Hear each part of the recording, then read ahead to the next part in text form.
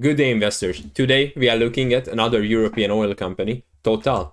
It's French, it has oil, gas, renewables, and electricity. It has huge economies of scale, global diversification and integration.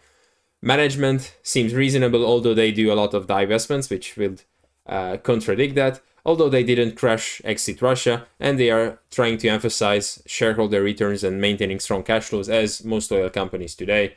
I estimate the intrinsic value around $68 per share, although I think their profitability is rather poor and their debt is manageable, but we'll see about that later. And of course, they are exposed to global commodity prices. They have a strong presence through the energy value chain. That's why I also don't understand why they're so not unprofitable, but not highly profitable. And then you can see they announced in September this year, they are converting ADRs into ordinary shares on the New York Stock Exchange. It's good because then you don't have to pay for the bank who holds the ADRs, those ADR fees, which are usually like 1 cent or like a fraction of a cent annually. So it's not a big deal, although it's not bad to cut this out. On the shareholder structure, you see it's mostly institutional investors, some company employees, which is nice, some skin in the game, and then you have the individual shareholder, 16%, and it's US heavy on the institutional side. So it does make sense to move to the New York, to move to ordinary shares structure. When Total thinks about the oil supply going forward, they say that, okay, from 27 and 2016, you will see non-OPEC growth lagging demand growth. This picture doesn't tell the full story because I would like to see also what's their OPEC expectation. This would suggest that basically we will have higher oil prices at this period, although I don't know what OPEC will do. And this doesn't tell me what OPEC is doing. So this I don't like that much. Although on the one below, you see oil glut 20 until 26 Q2 and even Q4 they are expecting. We'll see about that. Some recent data released in late October, as I'm recording this, suggests that there might be a shift back to less oil glut. And we've seen also the oil contango, which usually followed by oil rebounding. We'll see how that works out.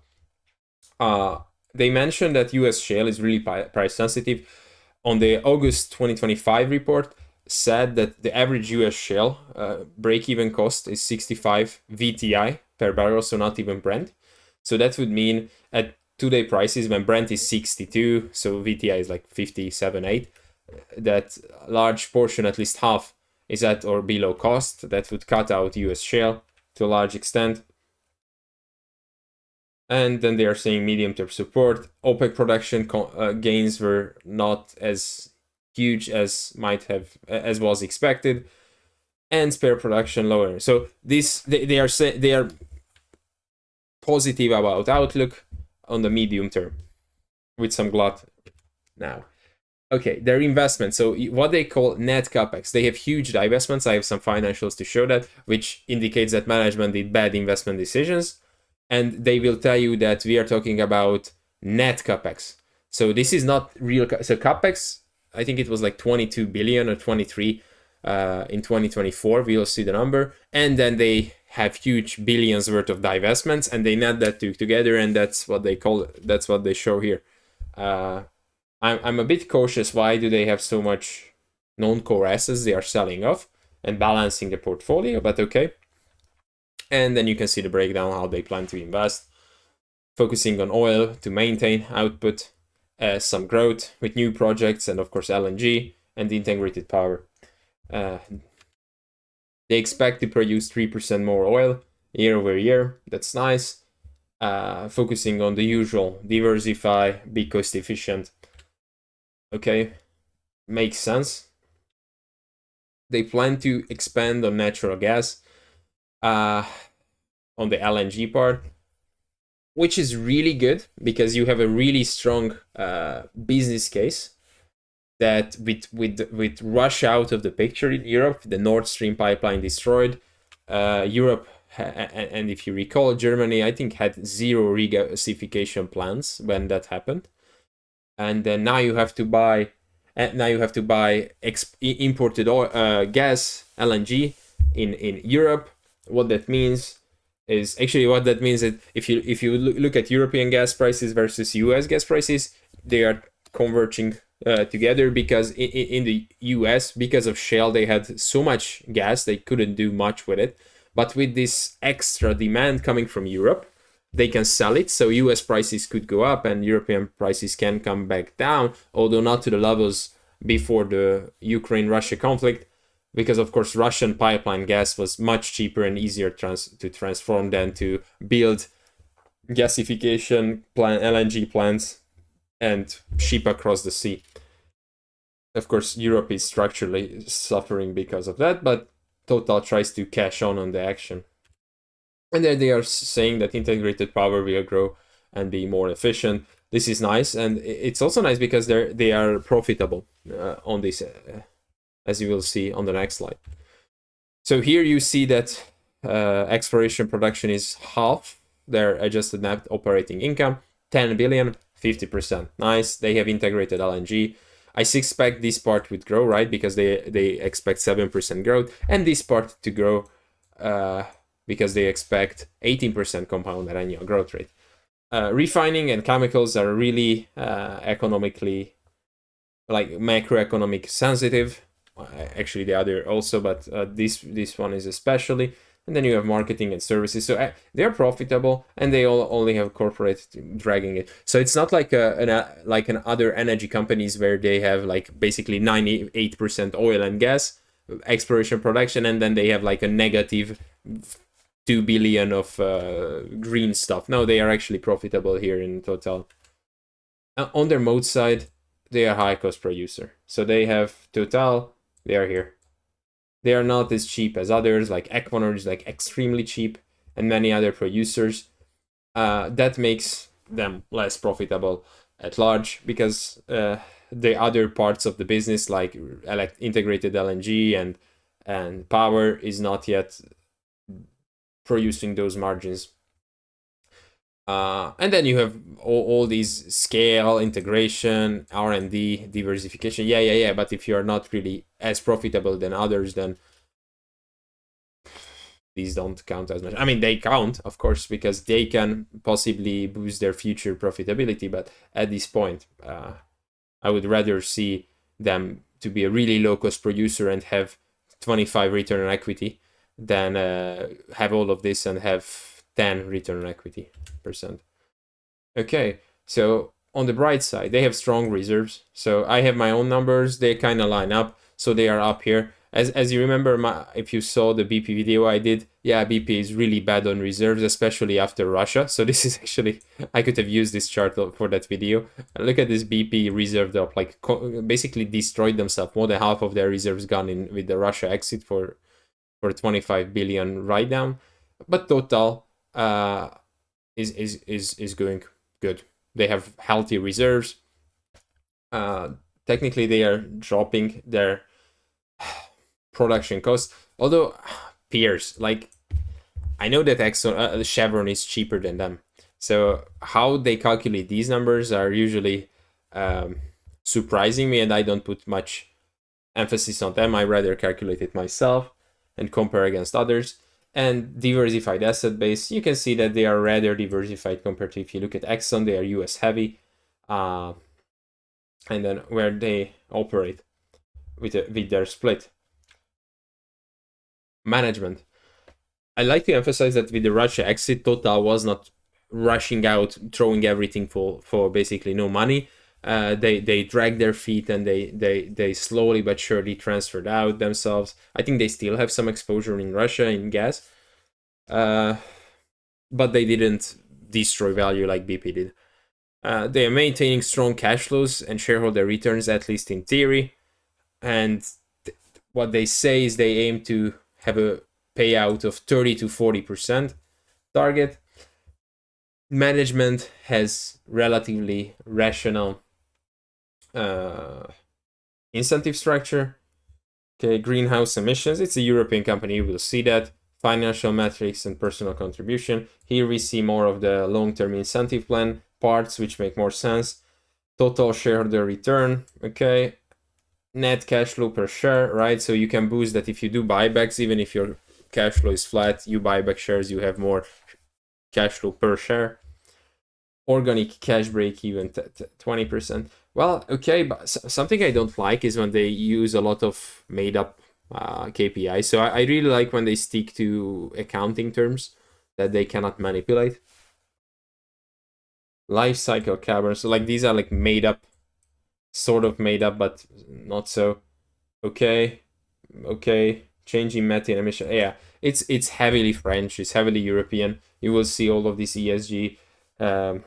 And those kind of incentives, which I don't really like actually. From management, I want them to focus on being profitable. If you look at their history on remuneration and debt, you can see that 2020, like for many other oil companies, was the peak for their debt, around 70-something% debt to equity.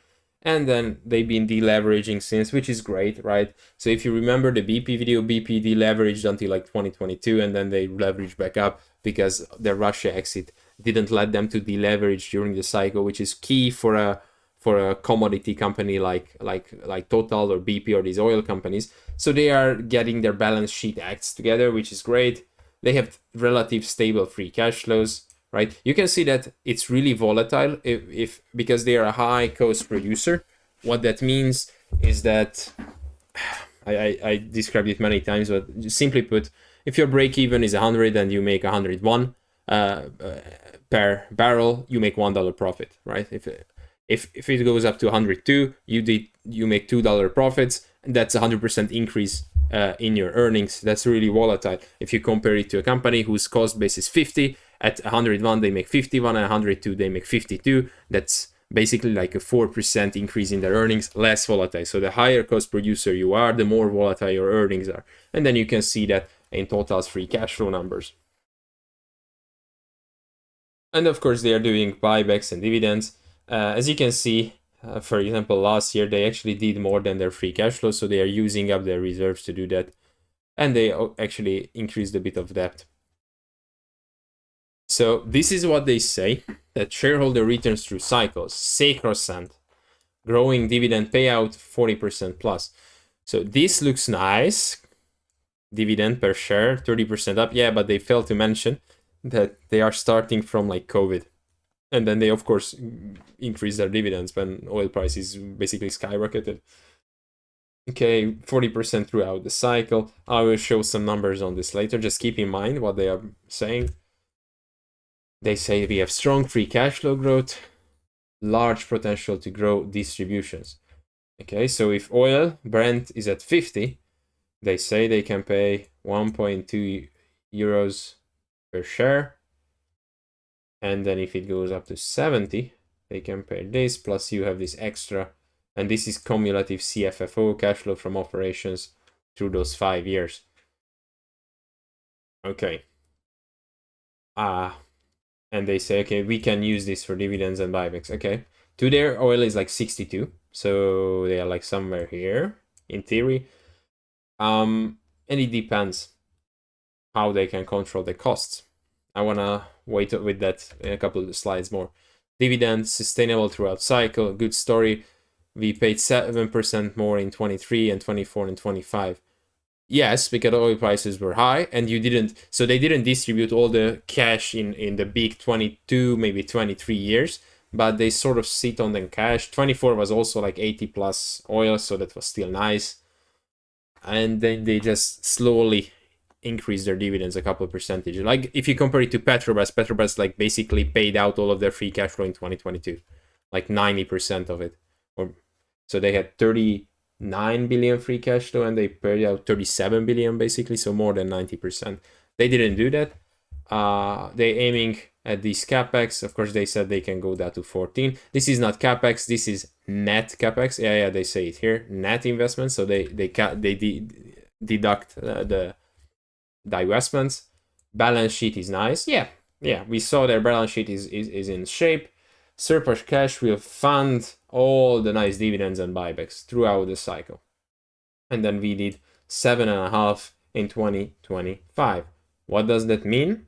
They have 133 billion market capitalization, and then you have a 7.5, so that's like half, that's like 5% ish payout. So that like yield, that's not really huge. So if you have a 5-6%, it's 6%, let's say, it's not like groundbreaking, but. And then let's look at what they said. All that we're gonna pay out 30-40%, we're gonna pay out this much dividends, this much dividend. Okay, let's cut everything out. How are they actually looking? So if you look at the first half, they made 8.5 billion operational cash flow, and they compared to 11 billion on the previous year. I would like to mention that if you compare first half 24 with full year 24, you see that it's not like you annualize it to double it, right? Because that would be 22, and actually it was 31. So they have probably items coming in on the second half of the year to boost their annual. So that's still just to keep in mind. But I just want to point out the trend. They have total capex of 12.6 billion and divestments of 1 billion. So that's 11.5 billion net capex for the first half. That's already huge. So that means on the second half of the year, they should have like 5-6 billion left on their net divestments. Maybe they have more divestments coming, and then that will offset. And how that compares with last year, same period? Yeah, they did spend much more, and they had much less operating cash flow, because if you look at the top right, they had 72 oil price in the first half and 84 compared to 24. So 15% less. They had, although higher gas prices in the US, higher prices here, higher prices here. But average liquid price consolidated down 14%, gas price up 21%.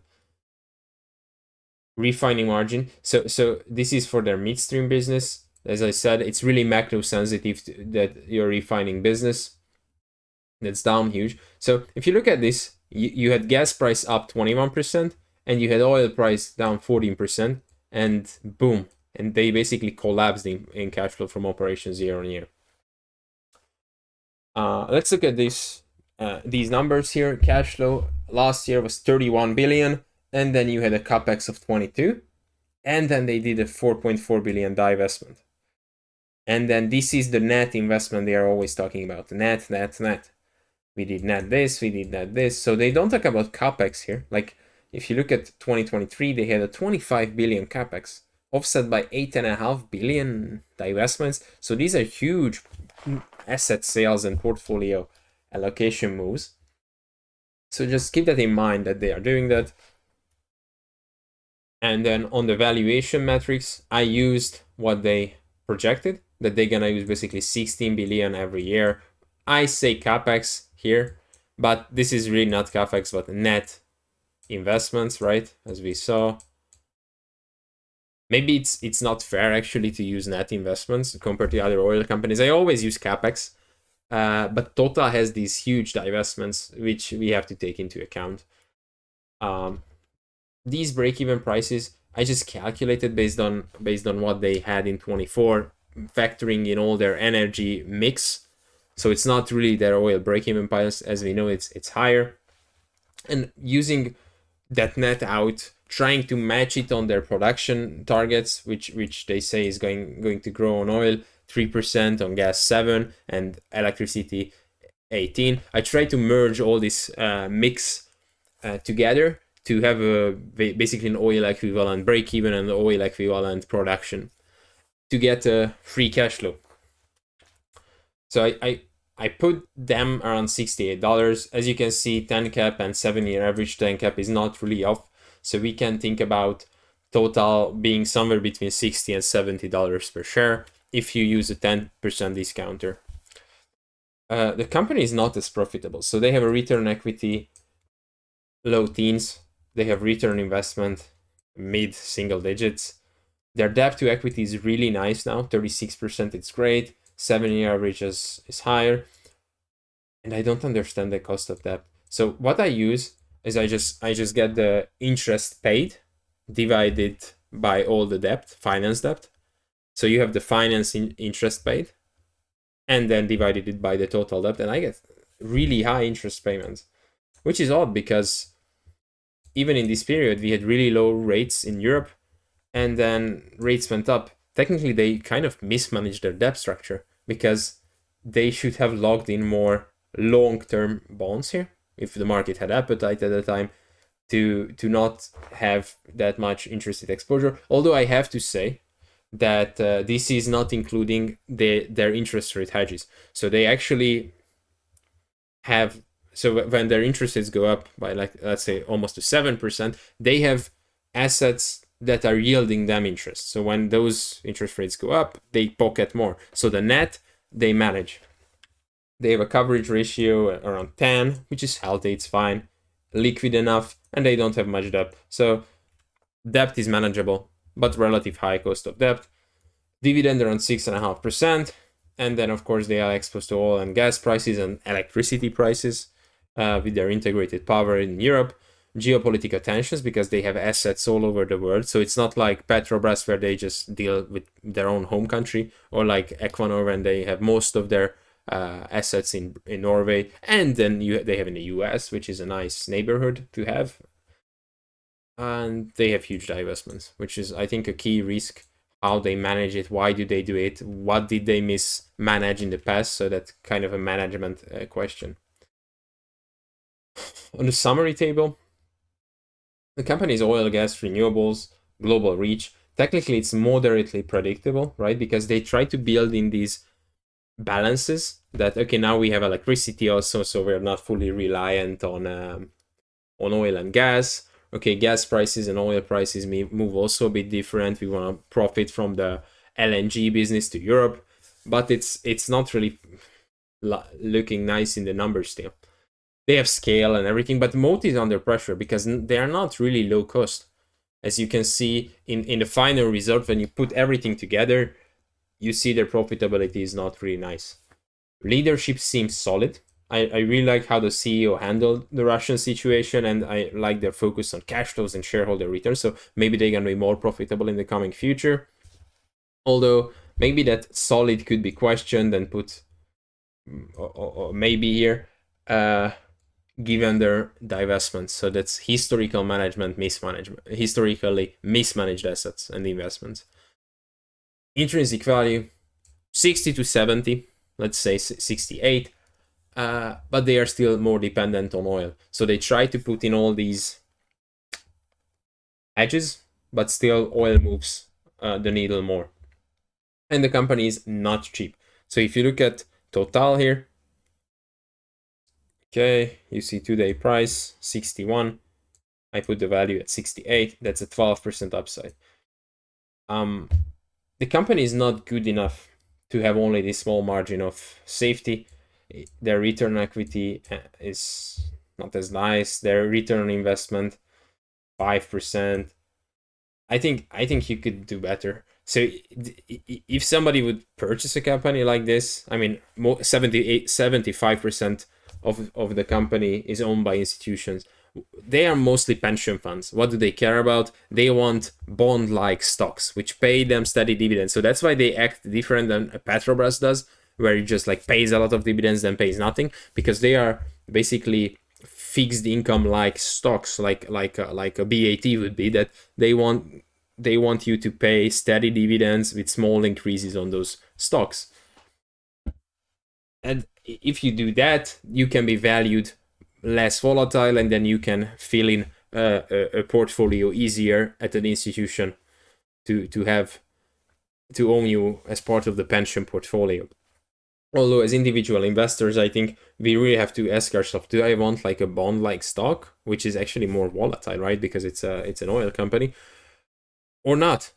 I would say if this company would be selling half the price, probably it would be a good purchase. At this price, it's not a compounder. It's not a really exponentially good business because it has no return on equity, return on investment not outstanding. And so it's not cheap and it's not as profitable to buy it. So there are businesses where you can buy this valuation when you are at like fair value. If you knew that Coca-Cola was selling at like 1990 at fair value, you would buy it because you know it's a long-term compounder. Total is not. So that would be it for today's video. Let me know what you think. And if you enjoyed, please like and subscribe and take care. Cheers.